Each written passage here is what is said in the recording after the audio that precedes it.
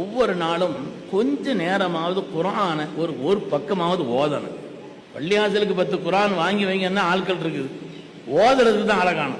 குர்ஆனை என்று நான் பார்க்கவில்லையோ ஓதவில்லையோ அன்று என்னுடைய வாழ்நாளில் மிக கெட்ட நாள் என்று சொன்னார் ஹஜ்ரத் உமர் இப்னு கத்தாப் ரலியல்லாஹு அன்ஹு அவர்கள்.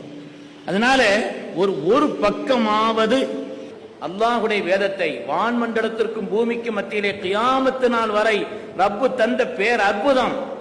அல் குர்ஆனு ஹப்லுல்லாஹில் மதீன் மன் قال به صدق ومن عمل به رشد ومن اعتصم به فقد هدى الى صراط مستقيم.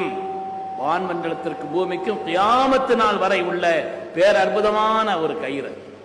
அதனால கொஞ்ச நேரமாவது ஏதோ ஒரு நேரத்தில் குர்ஆன் எடுத்து ஓத. சில உஸ்தாத்மார்கள் எனக்கு தெரியும், உங்கள்கிட்ட பிற என்னன்னு நான் கேட்டா உடனே சொல்லிடுவாங்க. இன்னைக்கு பிற